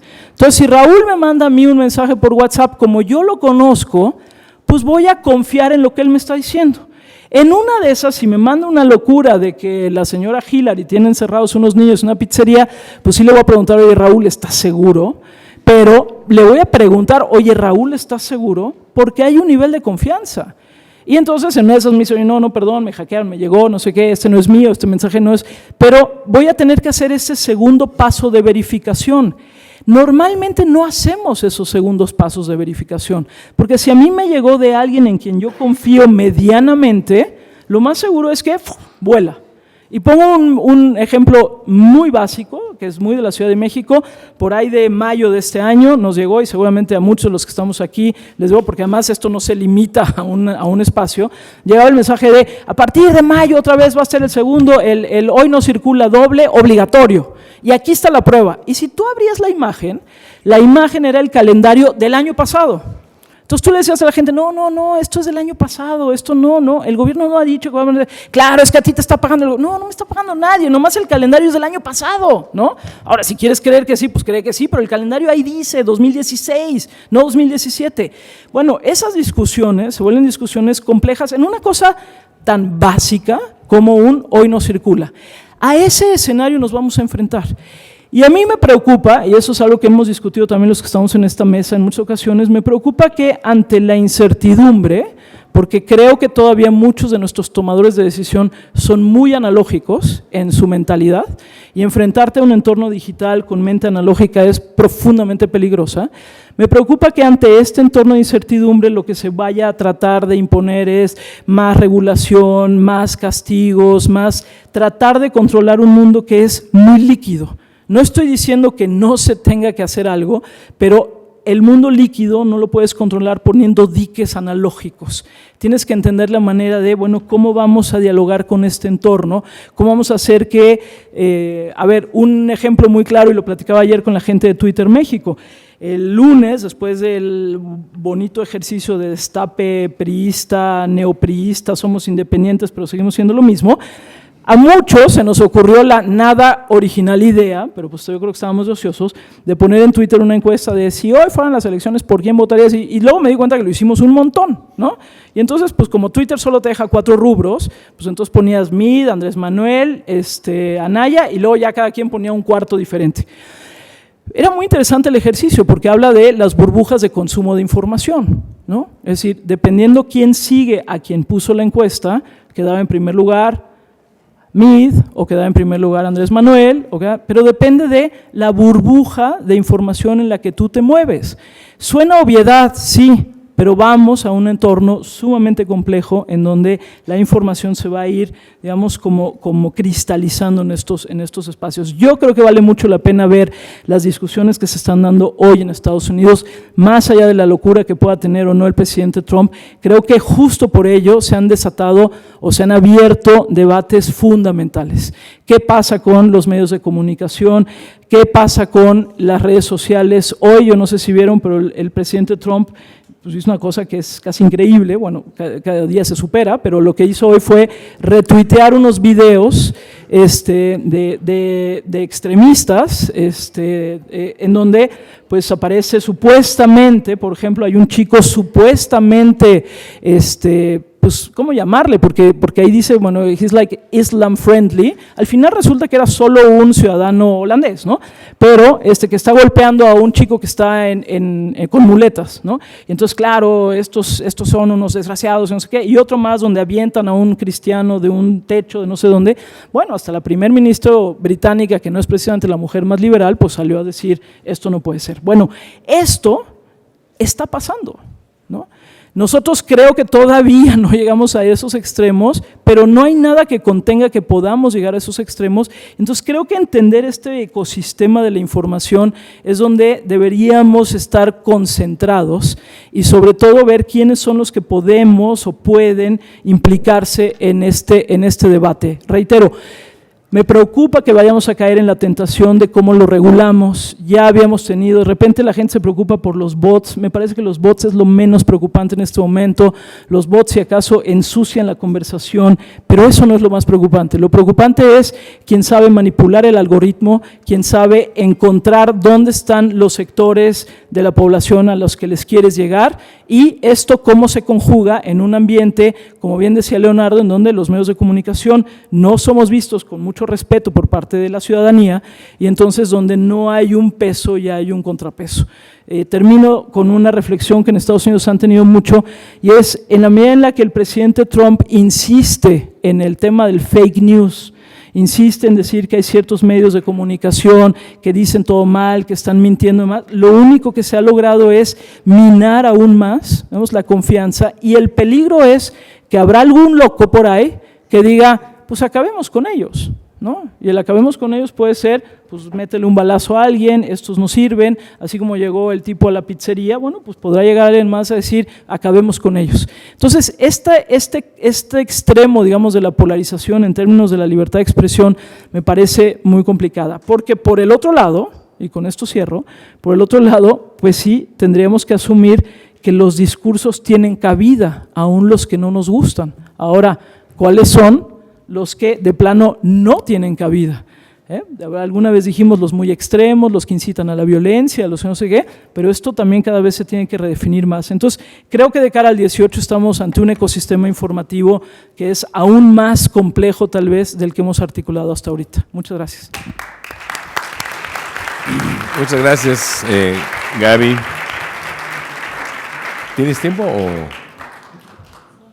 Ya casi no. Bueno, la maestra de marketing, como ya nos había dicho al principio, va a tener que abandonar esta mesa en unos minutos más. Vamos a iniciar una ronda de conversación, si les parece, al doctor Curcio y al profesor Trejo del Arbre. Yo nada más quiero hacer una acotación muy simple y muy pequeña, muy rápida. Respecto de las noticias falsas, tengo que decirlo, y además antes de que se vaya Gaby Barkentin me importa, porque el tema, por ejemplo, de ahí vienen los rusos, el supuesto hackeo a los sistemas del Instituto Nacional Electoral para horadar los sistemas, las bases de datos del instituto y por lo tanto poner en peligro de alguna manera, Pues es completamente falso. Y lo digo porque me importa que esté Gaby, porque fue nuestro colega Javier Tejado donde, no es que esté hablando mal de nadie, simplemente lo escribió él en el Universal, citando un documento inexistente del Instituto Nacional Electoral diciendo que había datos seguros que identificaban el origen de supuestos ataques o hackeo desde San Petersburgo en Rusia hacia los sistemas del Instituto Nacional Electoral.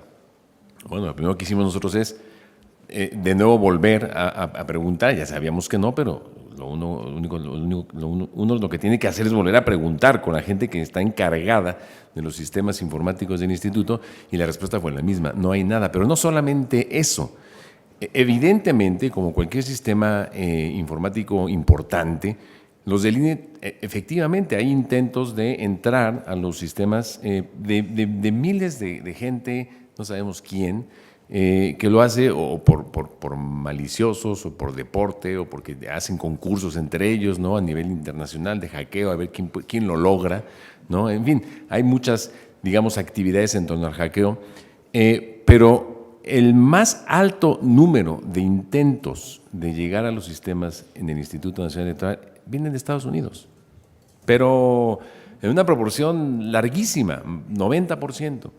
Y luego los otros 9 son de Brasil, de España, de algunos otros países, y el 0.02% vienen de Rusia. Entonces esta idea, que además empezó a crecer, porque empezaron a citar a Javier Tejado, es decir, es que como lo escribió Javier Tejado, y entonces ya se convierte en una supuesta verdad.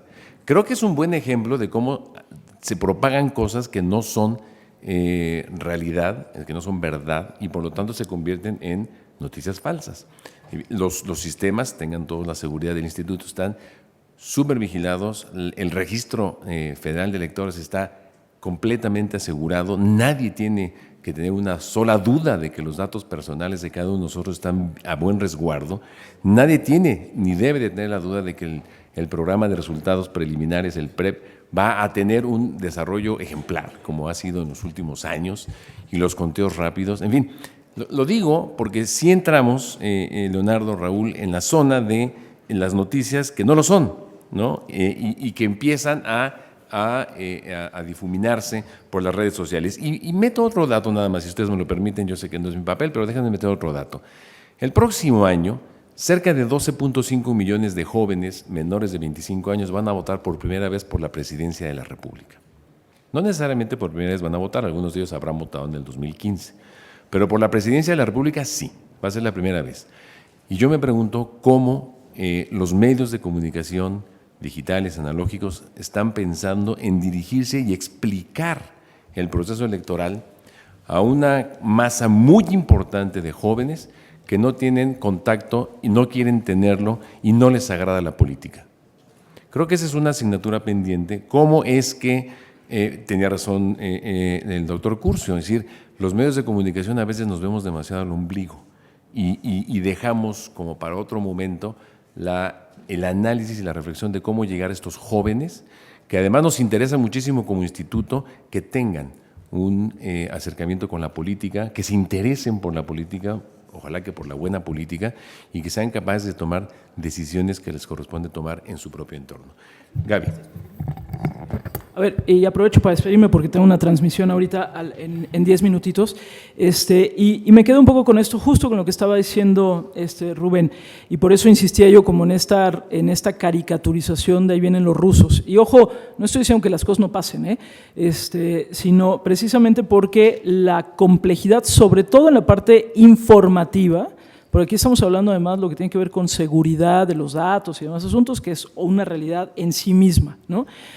Pero con la parte informativa, esa parte informativa, la manipulación, digamos, de lo que vamos a poder recibir, cómo lo vamos a poder recibir, qué tipo de contenido vamos a poder consumir o no, no tiene nada que ver con si atacan o no atacan los sistemas del INE. Por eso la frase de ahí vienen los rusos es tan peligrosa, porque esconde o tapa, más que esconde, tapa unas realidades que son mucho más complejas. Y las realidades que son mucho más complejas es cómo estamos consumiendo, qué estamos consumiendo y cómo estamos conscientes de ello. Nosotros, por ejemplo, en la radio los viernes tenemos a alguien como Sopitas, que pues tiene todos los seguidores que tiene Sopitas, y lo que Sopitas hace los viernes con nosotros es una sección que se llama Fake News. Entonces, tal cual es, a ver, estas son las 4 fake news de la semana y las desmontamos, ¿no? Creo que esa es casi una pedagogía pública, ¿no? De repente decir, a ver, esto que se dijo, pues no es verdad. Y no es verdad por tal, con sentido del humor, con lo que sea, no es suficiente para nada. Pero sí creo que tenemos que entender que en verdad el ecosistema informativo va a ser por mucho más complejo. Yo me despido, en verdad, muchísimas gracias y ya luego sigo lo que están discutiendo. Gracias.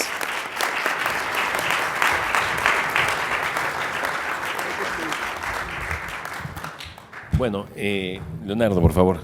A ver, yo creo que hay cosas que son nuevas y hay cosas que no son tan nuevas, pero se presentan como nuevas, esto de las noticias falsas. A ver, yo me refiero a un caso que ocurrió en Guadalajara en el 93, la muerte de un cardenal. Fue objeto de noticias falsas, de posverdades, de debates en televisión, de verdades reconstruidas en base a quién le creías más. A mí me tocó entrevistar a un cardenal que me decía, a ver, Curcio, ¿usted no se da cuenta que hay una conspiración del Estado? Yo le decía, cardenal, pero ¿por qué el gobierno panista de Vicente Fox debería participar de una conspiración con los gobiernos anteriores para proteger a digamos, funcionarios que no permitieron que se esclareciera ¿cómo se llama?, el asesinato del cardenal Posadas? Es decir, hay ciertas cosas que llevamos mucho tiempo discutiendo. Nuestras elecciones del 2006, Rubén, han sido objeto de posverdades, verdades alternativas, historias recontadas, algoritmos que no existieron. En fin, no es que esto esté ocurriendo y que digan, de Trump para acá o del Internet para acá, estas cosas existen. Hay voluntad de muchos actores de confundir, de contar distintas historias,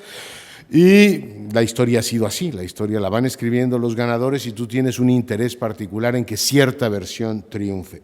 Segundo punto, a ver, a mí me tranquiliza hasta cierto punto que digas que los datos personales están seguros cuando nos han vendido 2 veces el padrón, si no me falla la memoria, 2 veces. ¿Cómo?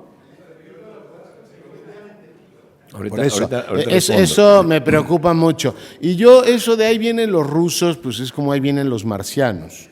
Por supuesto lo veo caricaturalmente y he leído, por ejemplo, Shannon O'Neill escribió también sobre eso en El Financiero diciendo, ojo, si le pasó a Estados Unidos o le pasó a Holanda o se metieron en Cataluña, ¿por qué no tendrían que meterse en las municipales de Guadalajara? No, eso no lo dijo Shannon, pero claramente podrías decir, pues sí ocurre, pero sí te diría, mi querido Rubén, sin ánimo de polemizar, que sí es un gran tema.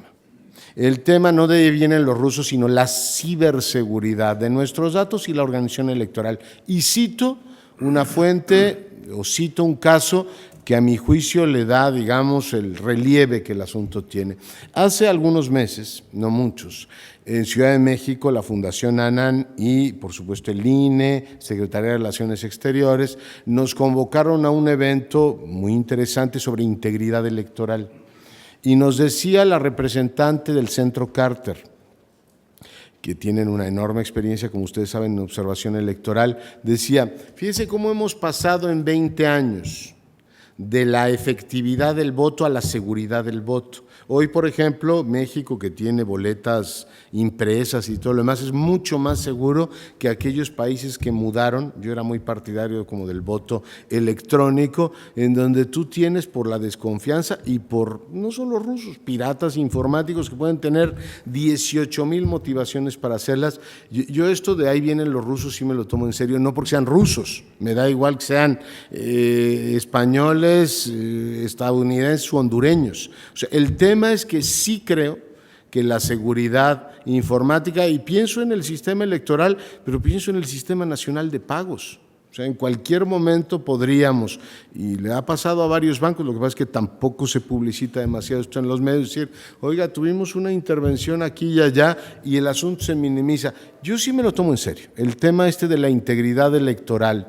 Y por supuesto aquí termino para dejar al doctor Trejo del Abre hablar, la forma en que se va dando la deliberación pública, atomizada, y se van buscando efectivamente estos como bucles, o sea, estos grupos de personas que van aglutinando su propia conversación pública, es algo en muchos casos deliberado. O sea, si yo llego y digo, voy a buscar cizaña en una comunidad y empiezo a sembrar información o comportamientos que van distanciando a los ciudadanos, si eso lo combinas con la tendencia que lo digital ha fomentado, que nos ha hecho a todos más perezosos.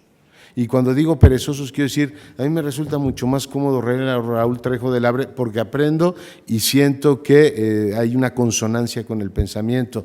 En cambio, me irrita mucho leer a aquellos que dicen cosas completamente contrarias a lo que yo pienso. Y hace unos días me mandó el doctor Sarucán un libro explicándome eso, un hombre docto y sabio.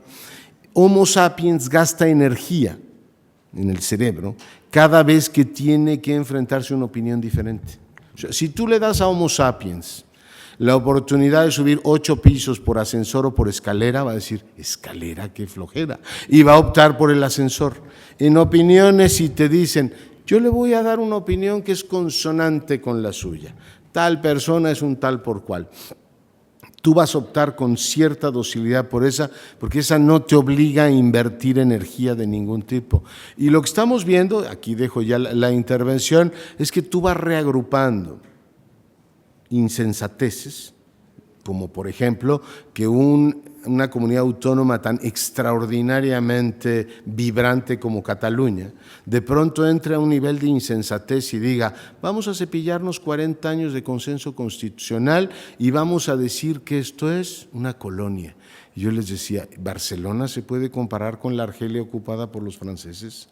El ejército español está ocupando Barcelona y a partir de la construcción de diferencias, no solamente en las redes sociales, también la TV3 y todo lo demás, tú puedes generar una división brutal en una comunidad que hoy está tremendamente fragmentada. Una de las bondades de una, digamos, deliberación pública atomizada es que hay muchos seres que han podido, muchas comunidades que han podido, que no tenían acceso a los grandes medios, a hacer valer su verdad, pero también hay un montón de insensateces que han subido, y esta dualidad, igual que la tuvo la televisión, igual que la tuvieron los periódicos, hoy la tenemos más presente que nunca. Por tanto, yo, la integridad del sistema electoral, no vienen ahí los rusos, o sea, sí me la tomaría en serio, y la segunda, esta atomización con actores eficientes que van generando discordia, empezando por la credibilidad del Instituto Nacional Electoral, me la tomaría más en serio que una simple cuestión general.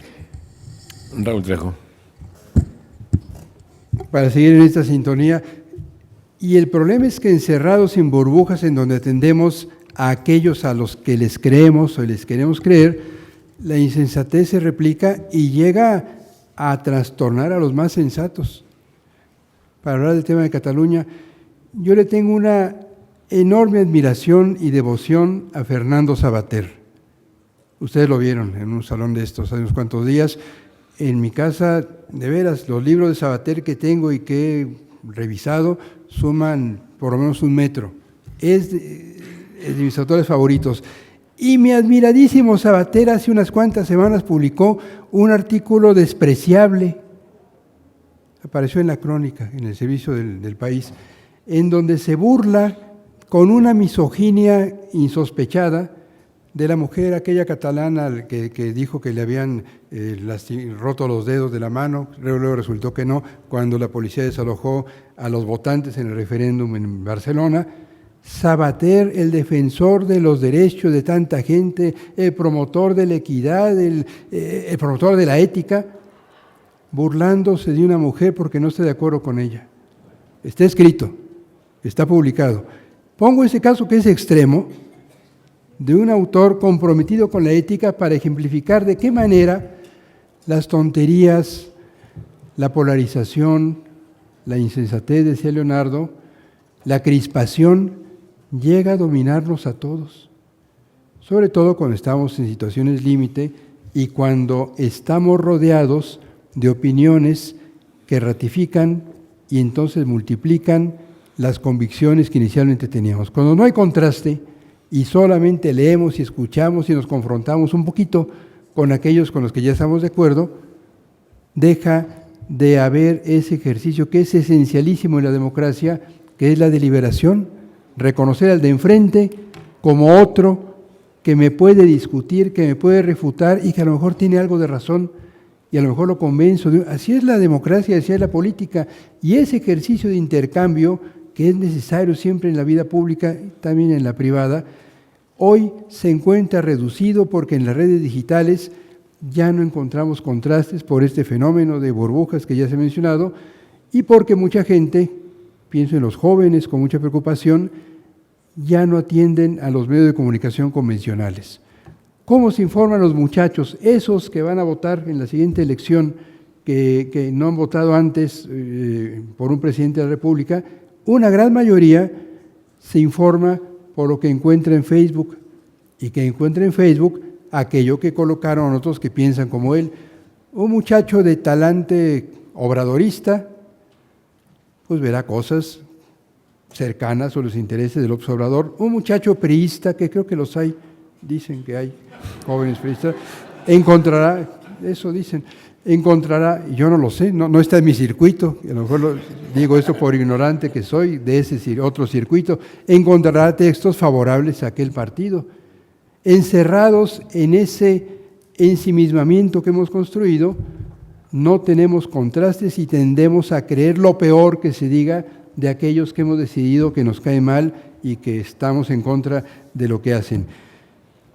Mentira siempre ha habido, tiene razón Leonardo. La mentira es parte de la política, es parte de las relaciones entre las personas, es parte, ni modo, de la naturaleza humana. Maquiavelo habla de las mentiras como un recurso para hacer política hace más de medio milenio.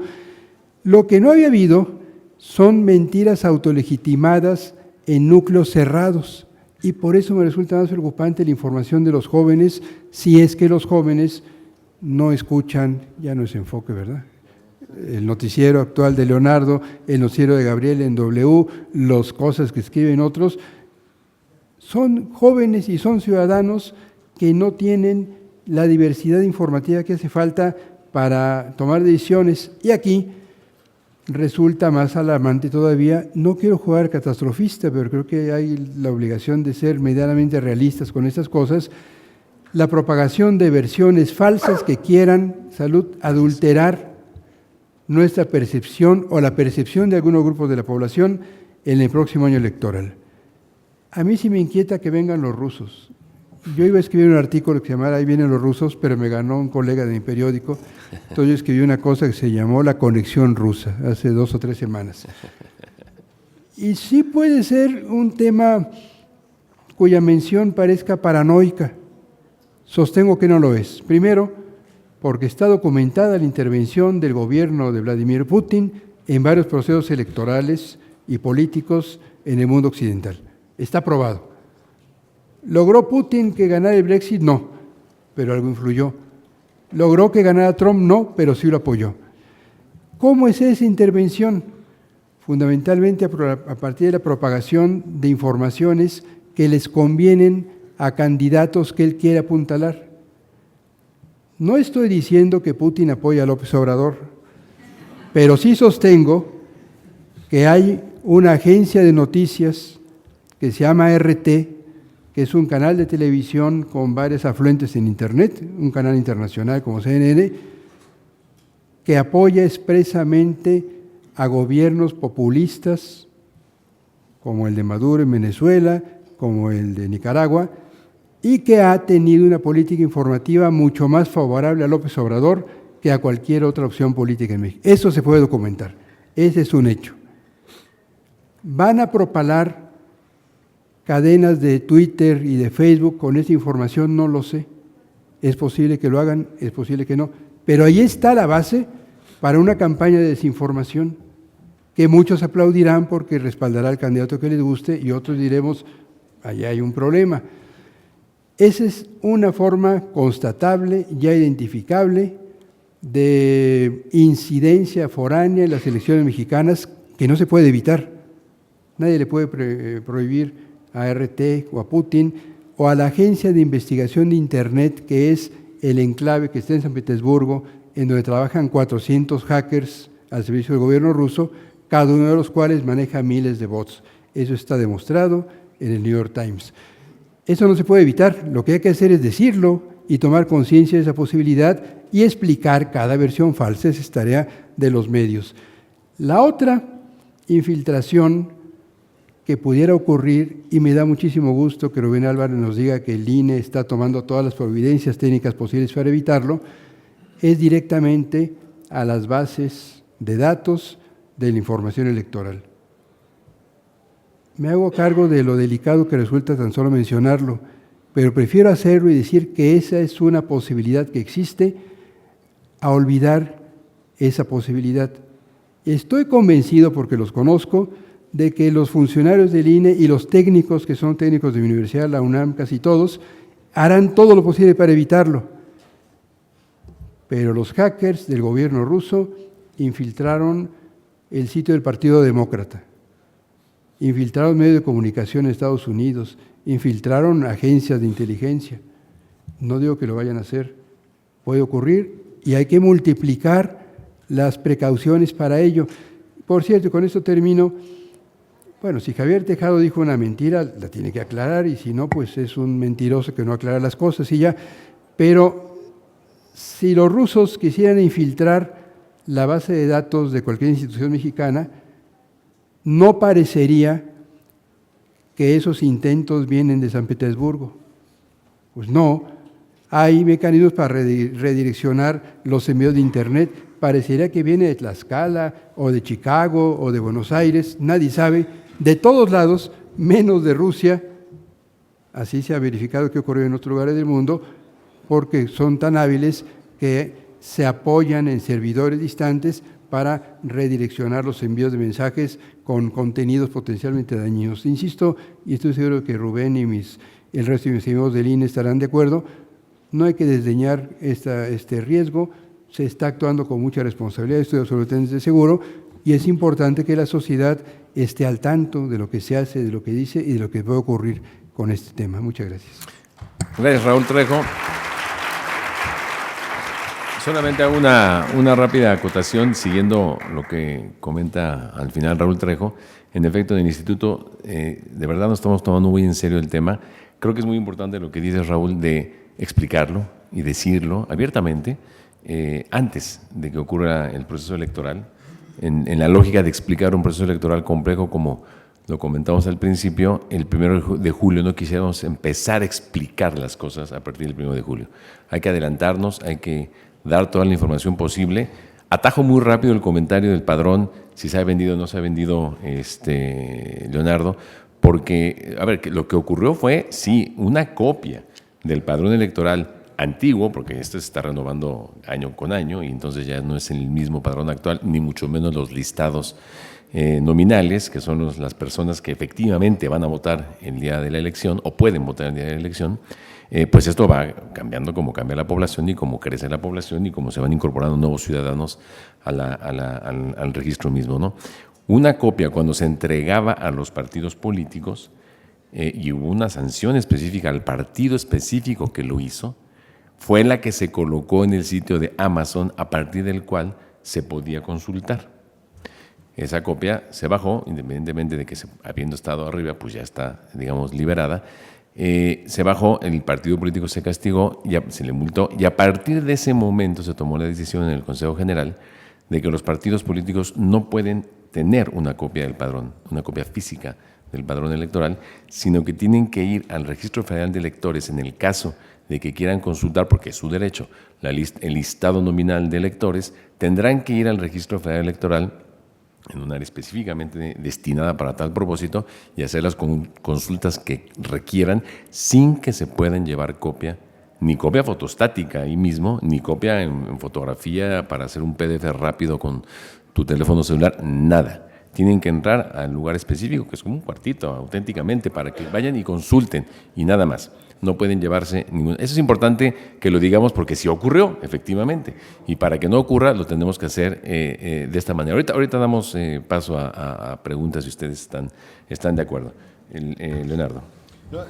Totalmente de acuerdo, y creo que lo que dice Raúl es preciso. O sea, no hay que minimizar las cosas y decir puede ocurrir y tomar todas las providencias que efectivamente se puedan. Yo insisto, o sea, el gran debate sobre la integridad electoral, no solo en México, en todo el mundo es, ¿estamos seguros de que nuestros sistemas están blindados de cualquier potencial ataque? Yo creo que este es un tema, subrayo, que no hay que minimizar, al contrario, hay que tomárselo muy en serio. Y sí, decía lo del padrón, porque la gente con enorme pues inquietud dice, oiga, y mis datos personales andan por ahí saltando de un lado a otro, no solo los que tiene el INE, sino muchos otros, pero era lo que quería simplemente puntualizar.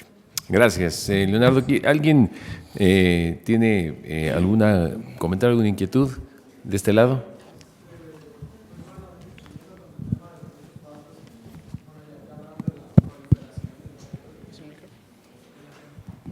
Buenas tardes, perdón. Buenas. Okay, qué mal educado de mi parte. Bueno, yo no creo que las noticias falsas se vayan a acabar porque pues, vivimos en un país con libertad de prensa y eso deja que sigan saliendo ese tipo de cosas. Y también quiero creer que todos aquí en la FIL, en el marco intelectual en el que estamos, pues sabemos hacer un fact-check, pero pues también creo que todos tenemos ese conocido, familiar, amigo que nos reenvía cualquier cosa por WhatsApp o repite a la letra lo que dicen en el Matutino Express. Y pues me gustaría preguntarles a ustedes si qué acción proactiva se puede tomar o si conocen de alguna acción que se esté tomando para educar a la gente a verificar la información que consume en Internet. Ya Gabriela hablaba de que tiene un segmento con sopitas sobre fake news, pero no sé qué sepan ustedes, porque a mi juicio es algo muchísimo más educativo. Me acuerdo que hubo un tiempo en el que el gobierno se jactaba de que proporcionaba computadoras en todas las aulas del país, pero nunca los escuché jactarse de que estaba enseñando a la gente a usar esas computadoras. Entonces no sé si ustedes conozcan alguna actividad gubernamental o de alguna ONG que se encargue de enseñarle a la población mexicana, que estamos bastante atrasados en eso, hacer un fact-check simple y en Google. Aquí, por favor.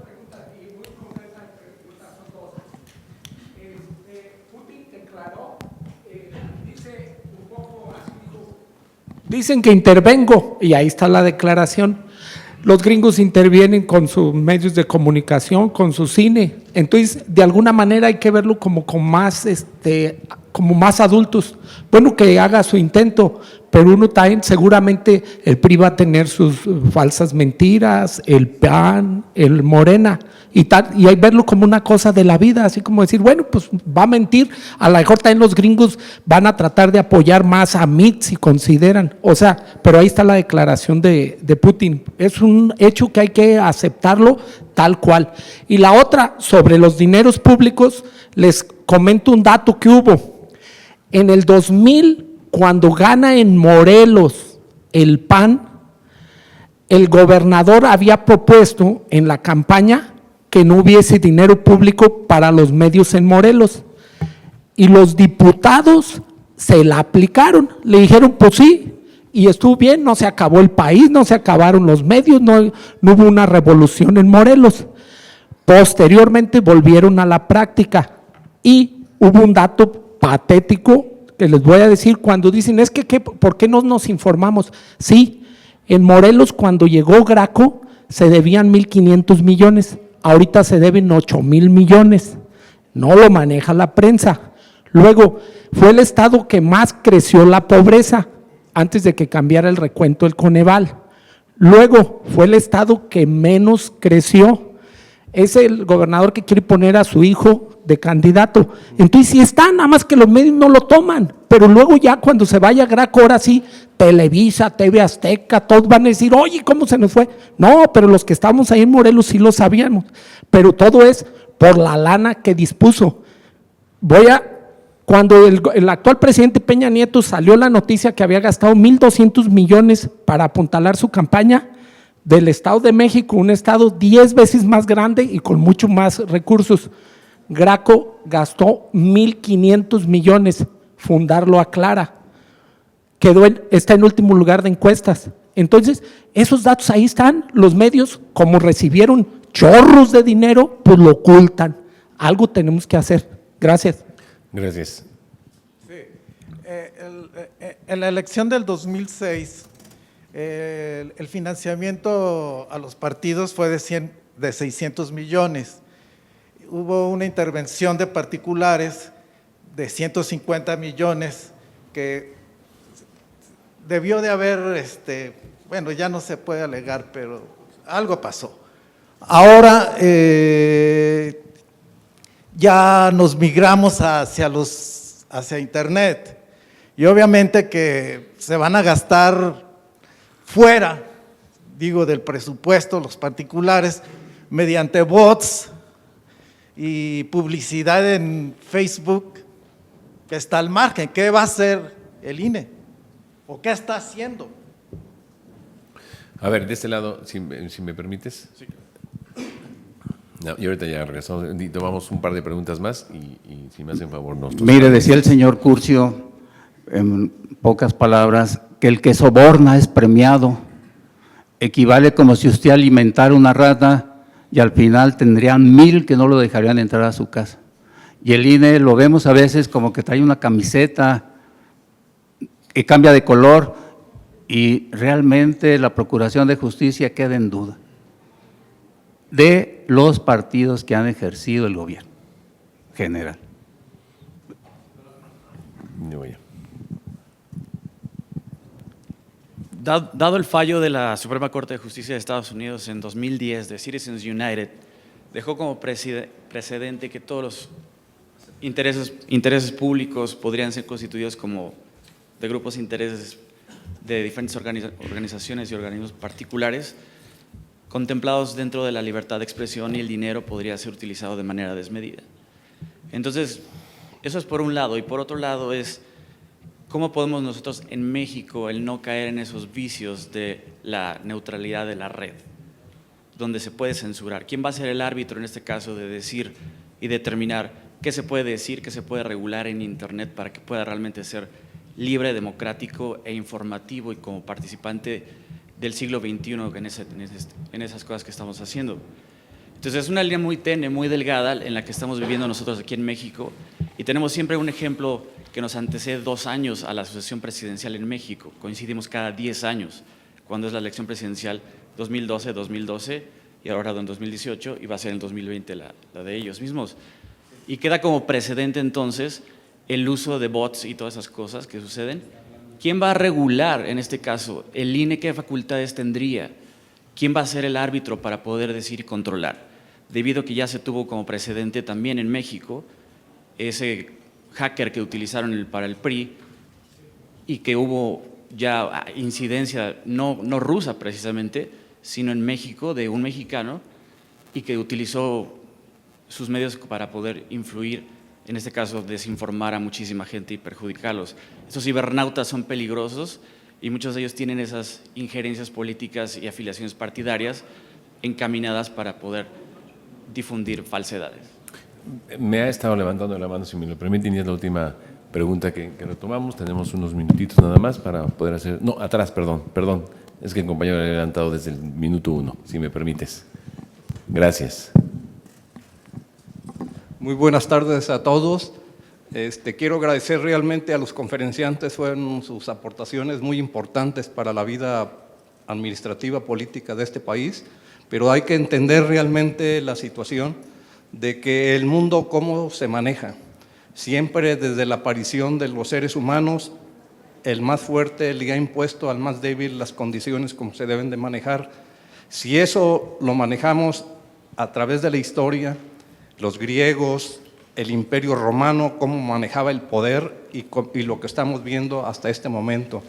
Ahorita las naciones que manejan desde el ámbito político, económico, militar, pues lógico, tienen todas esas estructuras diseñadas para controlar y cómo deben manejar a las masas, a través de la manipulación, a través de la intervención militar, a través de todo ello. Entonces ese es precisamente el control.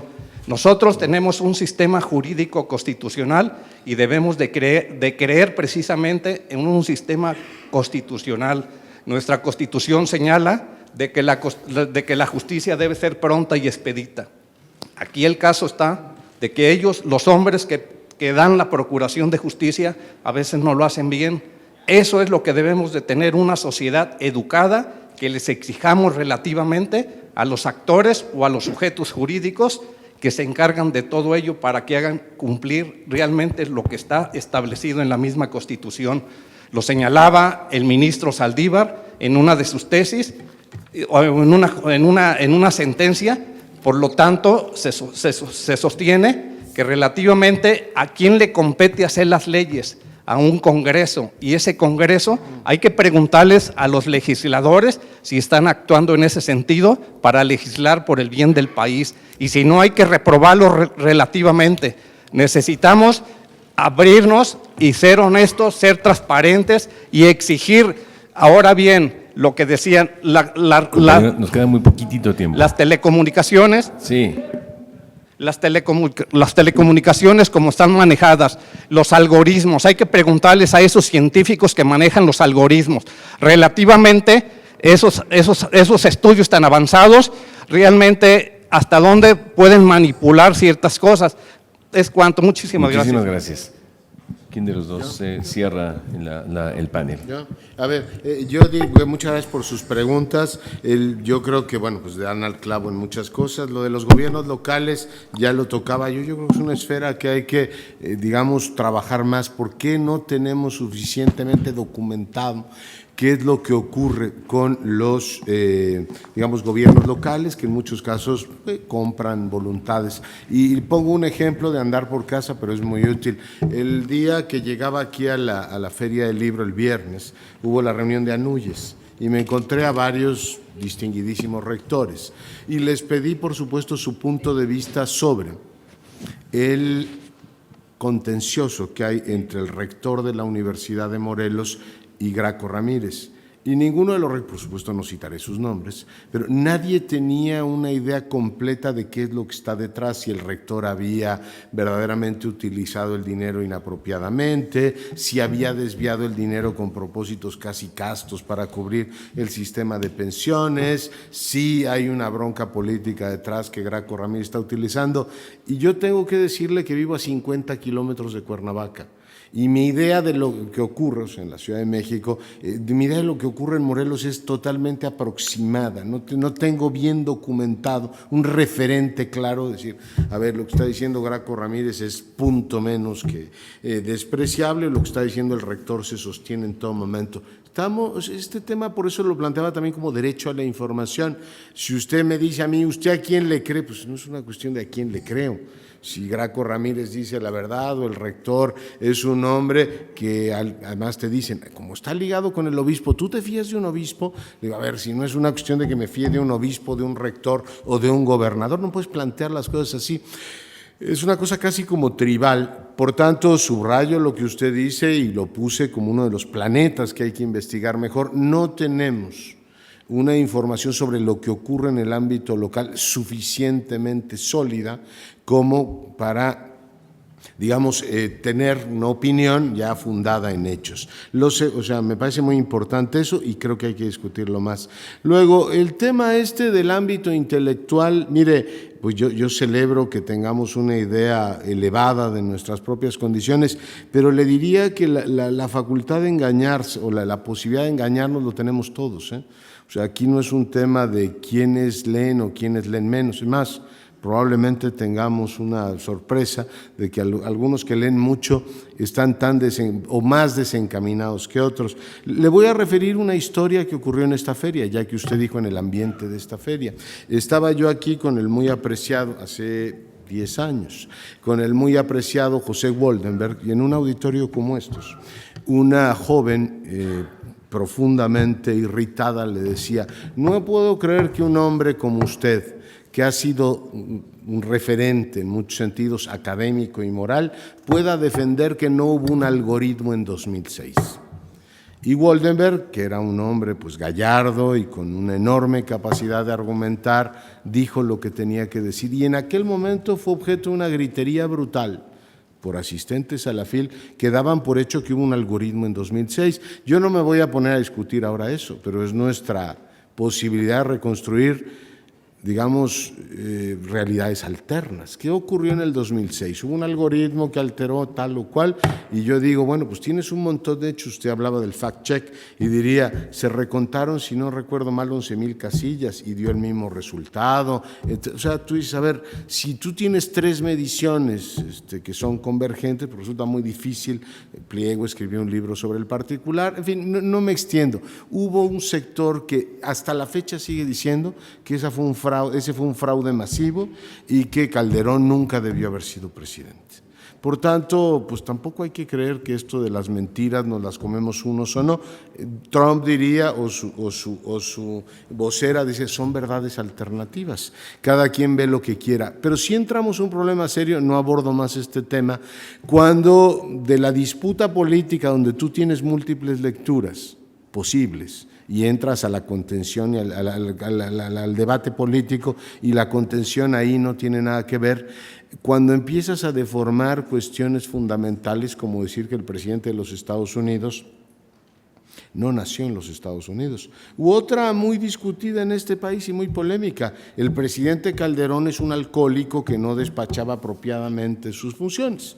Pues eso tomó carta de naturaleza en un sector muy amplio y tampoco parecía importar que se comprobara que no había faltado a ninguna ceremonia. Los que querían creer que era un borracho decidieron que era un borracho y a partir de ahí empezó el caballo a crecer. Y cada quien se quedó con su verdad y muchos de los que vienen a la FIL te dirían, ¿y usted cree que no era un borracho? ¿O usted cree que no hubo un fraude electoral descomunal en el 6? ¿O no cree que lo va a haber en el 12? Y ahí entro al tema del INE. Hay gente que ya tiene descontado que ustedes traen una camiseta verde, blanco y roja y que claramente están vendidos a un grupo que además están, a pesar de que se peleen con el tribunal todo el tiempo, no, claramente las instituciones están controladas por el poder político. Y le digo, oiga, y cuando el tribunal enmienda la plana al INE, ¿qué me dice? Leonardo, no seas ingenuo, pues están haciendo el juego para disimular y despistarte. Parece mentira que a tus años, tus canas y kilos todavía sigas creyendo, pero no te das cuenta, pues si van dejando. Entonces tú dices, bueno, pues no hay manera de confrontar eso, o sea, no hay manera de convencer a alguien. Hay quien está ya descontando de entrada que el INE está a favor de un candidato. Y lo va diciendo, si el candidato gana, dirán, bueno, a pesar del INE, pero el tema de la confianza en las instituciones y en la construcción de verdad es un tema muy interesante que yo no doy por dado ni por hecho. Sociedades inteligentes y sensatas pueden creerse sus propias mentiras. Y termino. La primera de ellas, que tiene que ver con contextos de exigibilidad y con una opinión pública informada, yo estoy dispuesto a decir que el INE tiene todas las carencias del mundo, si ustedes me apuran a que diga eso. Pero saldré en defensa de la institución cuando les digo, es una institución sobrecargada de misiones y lo que tú no puedes es que aquello que los diputados no hacen, como legislar, por ejemplo, para desarrollar un artículo constitucional y evite la promoción personalizada de legisladores, gobernadores y presidentes. Pues esto es un tema de desarrollo legal de un texto constitucional. Es que el INE no le saca la tarjeta amarilla y como a quién se le ocurre que deba sacarla. Hoy, en estos días se ha visto con el destape la liturgia. Por cierto, estábamos muy divertidos comentando Spota el domingo, las palabras mayores, y resulta que el lunes tuvimos Spota en realidad, ¿no? Es decir, tuvimos todo este proceso de destape. ¿Por qué el INE no le dice al PRI que debe tener procesos democráticos para elegir a su candidato? Y uno dice, oiga, y también se lo tendría que decir a Morena, porque ahí no fue dedazo, fue autodedazo. Ah, no, pero el del PRI es ridículo y los del INE ven para el otro lado. Entonces, bueno, o el de Anaya, el que a ustedes les gustan. O sea, la autoridad electoral debe estarle diciendo a los partidos cómo organizar su vida interna. O sea, ya llevo 2. Después el INE les dice, a ver, vamos a poner piso parejo, ya que están tan enojados. Viene piso parejo y medios, legisladores, todo el mundo dice, no, es que los del INE no legislan. Dice, oiga, es que una sociedad informada también tiene que tomar nota de eso y decir, oiga, yo estoy dispuesto a creer que mi vuelo se va a retrasar, que estoy casi seguro que se va a retrasar, lo que no me voy a atrever es a decir que es culpa del INE. O sea, probablemente sea porque me están reteniendo más de la cuenta, pero sí creo que una sociedad informada debe tener capacidad de decir, hay cosas que no están funcionando en el país en qué ventanilla nos quejamos. Y la noble ventanilla de Viaducto Tlalpan ya recibe muchas tormentas. Muchas gracias. Comparto y aplaudo lo que dijo Leonardo. Muy rápidamente, yo sé que Leonardo se va. ¿Qué hacemos con Internet? No tenerle miedo. ¿Quién regula Internet? Nadie, por fortuna. ¿Quién debe censurar? Nadie, yo sería el primero en oponerme. Y si alguien quisiera censurar contenidos en Internet, se encontraría con que no se puede. No hay un centro articulador. Claro, pueden cerrar la llave de un servidor, pero lo que se coloca en un sitio puede parecer replicado en otro. Gracias a que no hay censura en Internet, este es un espacio de libertades, incluyendo la libertad de hacer muchas irresponsabilidades y de propagar mentiras. ¿Qué hacemos en este mundo de mentiras que nos abruma? Pues tener precaución, acudir a fuentes confiables, desconfiar, y ese ejercicio intelectual, pero sobre todo ciudadano, que es la desconfianza enterada, nos cuesta mucho trabajo ejercerlo porque preferimos, como decía Leonardo, lo digo en mis palabras, creer en las versiones que nos gustan, acudir a teorías de la conspiración, volvernos nosotros mismos fanáticos de versiones absolutamente insensatas. Yo creo que es bueno decirlo aquí, rodeados de libros y de tanta gente que lee, porque estoy de acuerdo. Ni la cultura, ni la lectura, ni las leyes, ni el INE nos salvan de los engaños. Vale la pena que no se nos olvide. Muchas gracias. Muchísimas gracias al doctor Leonardo Kurtz, al profesor Rodolfo Trejo del Abre y a Gabriela Barkentin, y desde luego muchas gracias a todos ustedes por su participación.